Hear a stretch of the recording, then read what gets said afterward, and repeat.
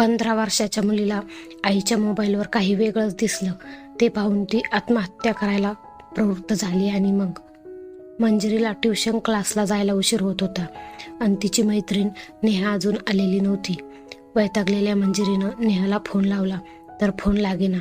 तिनं रागानं स्वतःचा फोन बेडवर आपटला आणि आईचा फोन उचलून त्यावरून फोन करूया असा विचार केला. आईच्या फोनवर एक अनरीड मेसेज दिसला. सहज पण उत्सुकतेने तिनं तो मेसेज बघितला. नंबर अननोन होता, पण एक शायरी पाठवलेली होती. शायरी म्हटलं किती रोमॅन्टिक असणारच. चुकून काहीतरी आलं असेल कुणाकडून असा विचार करून तिनं नेहाला फोन लावला. तेव्हा कळलं की नेहाला आज बरं नाही, ती क्लासला येणार नाही. एवढं सगळं होई तो ट्युशन क्लासची वेळ टळून गेली होती. शेवटी धुसफुसत मंजिरीनं घरीच अभ्यास करण्याचा निर्णय घेतला. तिनं वह्या पुस्तक घेऊन स्टडी टेबल गाठलं खरं, पण तिचं मन पुन्हा पुन्हा त्या अनोळखी नंबरवरून आलेल्या रोमॅन्टिक शायरीकडेच वळत होतं. अभ्यासात मन रमेना. खरोखरच कोणी पुरुष आईला अशी मेसेज पाठवत असेल का या विचाराशी ती उठून पुन्हा आईचा फोन हातात घेतला. मेसेजेस चेक करताना तिच्या लक्षात आलं की या नंबरवरून आईला एकच नाही तर अनेक मेसेजेस आलेले आहेत. तेवढ्यात बाथरूमचा दरवाजा उघडण्याचा आवाज ऐकू आला. घाबरून मंजिरीनं आईचा मोबाईल जागच्या जागी ठेवला आणि ती पुस्तक उघडून अभ्यासाचं नाटक करू लागली. आई तशी स्वयंपाकघरात गेली तशी मंजिरीनं पटकन तो नंबर आपल्या वहीत लिहून घेतला. दुसऱ्या दिवशी तिनं नेहाच्या मोबाईलवर तो नंबर टाकून बघितला तर तो एक कुणा डॉक्टर राकेशचा नंबर होता. कोण आहे हा डॉक्टर राकेश? आईशी याचा काय संबंध? तिनं बराच विचार केला पण हाती काहीच लागलं नाही. 15 वर्षाची मंजिरी आईबरोबर राहते. तिचे वडील अत्यंत तडफदार पोलीस ऑफिसर होते, अत्यंत प्रामाणिक आणि कडक. त्यामुळेच त्यांना अपराधी जगतातले शत्रूही भरपूर होते. एकदा एका कारवाई दरम्यान ड्रग माफियांनी त्यांच्या जीपवर ट्रक घातला. त्यात ते मरण पावले. बायको सुशिक्षित असल्यामुळे सरकारी नियमानुसार तिला पोलीस खात्यात क्लर्क म्हणून नोकरी मिळाली. मायलेकींची आर्थिक अडचण दूर झाली. पण सुधा ऑफिसला गेल्यावर मंजिरी फारच एकटी पडू लागली. सुधाला तिची काळजी वाटायची. काही वर्ष मंजिरीची आजी येऊन तिच्या जवळ राहिली, पण वय परतवेती मृत्यू पावल्यावर पुन्हा तीच अडचण निर्माण झाली. मायलेकी पुन्हा एकट्या पडल्या. खूप विचार करून सुधानं आपल्या राहत्या घरावर एक मजला अजून चढवला. 1 बेडरूम, हॉल, किचन असा छोटासा ब्लॉक तयार करून तो भाड्यानं दिला. डॉक्टर रानू नावाची एक तरुणी त्यांना भाडेकरू म्हणून मिळाली. ती रात्रपाळी करायची, त्यामुळे दिवसा मंजिरीला तिची सोबत असे. रानूला या मायलेकींचा आणि या दोघींना तिचा फार आधार होता. सुधाची नोकरी चांगली चालली होती. तिला पदोन्नती आणि पगार वाढही मिळाली होती. मंजिरी अभ्यासात हुशार होती. तिच्या वडिलांची इच्छा लेकीनं इंजिनियर व्हावं ही होती. मंजिरीनं त्यासाठीच प्री इंजिनिअरिंग क्लासेस पण लावले होते. वडिलांची इच्छा पूर्ण करण्यासाठी ती शाळेनंतर या ट्युशनला जात होती. घराजवळच राहणारी तिची मैत्रीण नेहा नेहमी तिच्यासोबत असायची. दुसऱ्या दिवशी सकाळी मंजिरी शाळेत जायला निघाली. तेवढ्यात आईच्या मोबाईलवर मेसेज आल्याचा आवाज आला. अभावितपणे मंजिरीचं लक्ष आधी मोबाईलकडे आणि नंतर आईच्या चेहऱ्याकडे गेलं. आई चक्क हसत होती. ते बघून तिचा चेहरा कसनोसा झाला. ती तिथंच थपकून उभी राहिली. मंजिरी, अगं बस निघून जाईल. आईनं हाकारलं तशी ती भानावर आली आणि कळसूत्री बाहुलीप्रमाणे मेन गेटकडे निघाली. सायंकाळी घरी येताच मंजिरीनं सर्वात आधी आईचा मोबाईल मागवून घेतला. आज पुन्हा 3 रोमॅन्टिक शायरीतले संदेश होते. अरे बापरे, एक व्हॉट्सअप मिस कॉलही होता, पण व्हॉट्सअपवर मेसेज नव्हता. नक्कीच आईनं डिलीट केला असेल, मंजिरीनं मनात म्हटलं आणि तिरस्कारानं मोबाईल पलंगावर फेकला. सुधा आज ऑफिसातून थोडी लवकर आली होती. तिनं येताना तिच्या ऑफिसातल्या कॅन्टीनमधून मंजिरीला आवडणारे समोसे आणले होते. चहाबरोबर ते समोसे तिनं मंजिरीच्या पुढ्यात ठेवले. तेव्हा भूक नाहीये म्हणत तिनं बशी बाजूला सारली. सुधाला जरा विचित्र वाटलं, पण टीनएज मूडनं समजून तिनं त्याची फारशी दखल घेतली नाही. हल्ली सुधाला जाणवत होतं की मंजिरी तिच्याशी मोकळेपणानं बोलत नाही.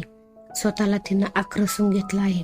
एरवी सतत काही ना काही बुनबुन तिच्या मागे लागणारी मंजिरी अगदी काहीही मागत नाही.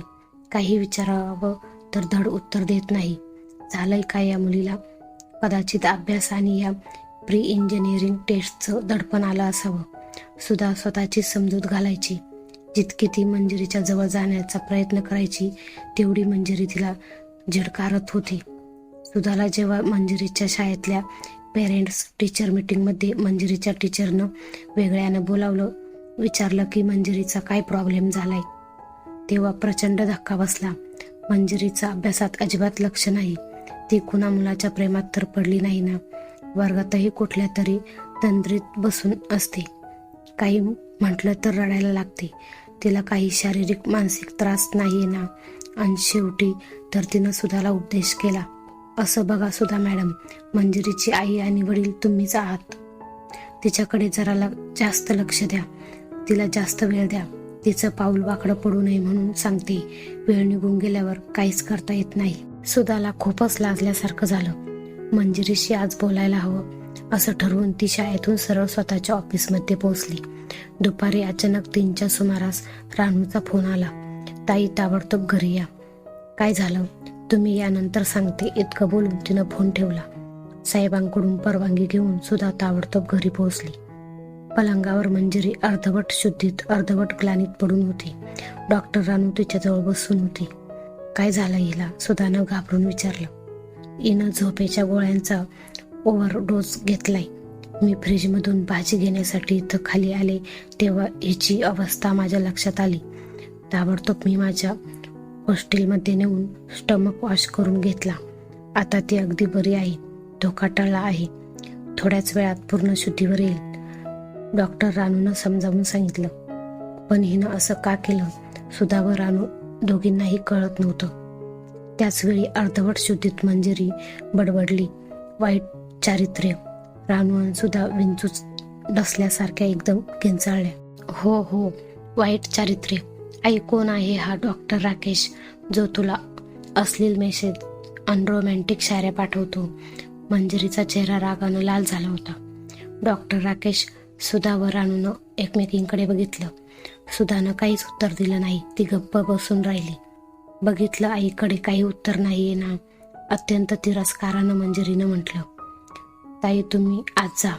आपल्या तिघींसाठी छान स्ट्रॉंग कॉफी करून आणा. तोवर मी या माझ्या लाडक्या मैत्रिणीशी बोलते. रानूच्या शब्दात अधिकार होता. सुधा तिथून गेल्यावर रानूनं आपला मोर्चा मंजिरीकडे वळवला.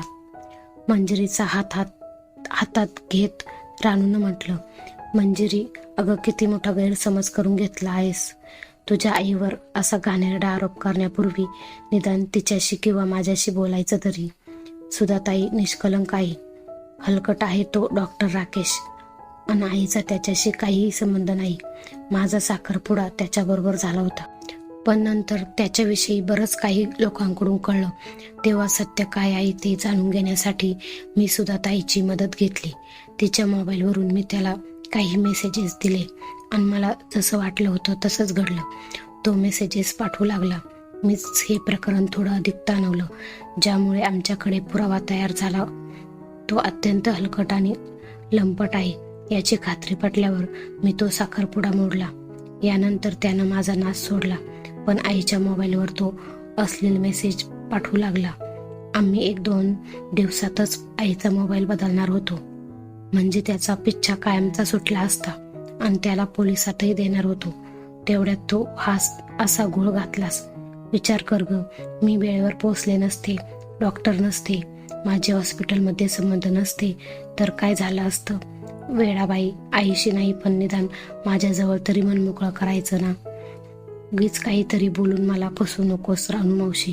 मला ठाऊक आहे तू आईचा कलंक आपल्यावर घेते आहेस. आईचा त्याच्याशी संबंध नव्हता तर ती त्याचे मेसेजेस बघून हसायची का? अगं वेडाबाई, तुझ्या आईला दाखवून मी रोमॅन्टिक मेसेज माझ्या मैत्रिणीच्या थ्रू त्याला पाठवत होते. तेच तो आईला पाठवत होता म्हणून तिला हसायला यायचं. सुधा कॉफी आणि बिस्किट घेऊन आली. मंजिरीला उठायची शक्ती नव्हती. तिनं झोपल्याच हात पसरले. सुधानं तिला मिठीत घेतलं. दोघींच्या डोळ्यातून अश्रू वाहत होते. रानूचेही डोळे भरून आले. त्या अश्रूत मनातलं सगळं किलमिश वाहून गेलं. कथा आवडल्यास लाईक करा, चॅनलला सबस्क्राईब करा आणि कमेंट करायला अजिबात विसरू नका.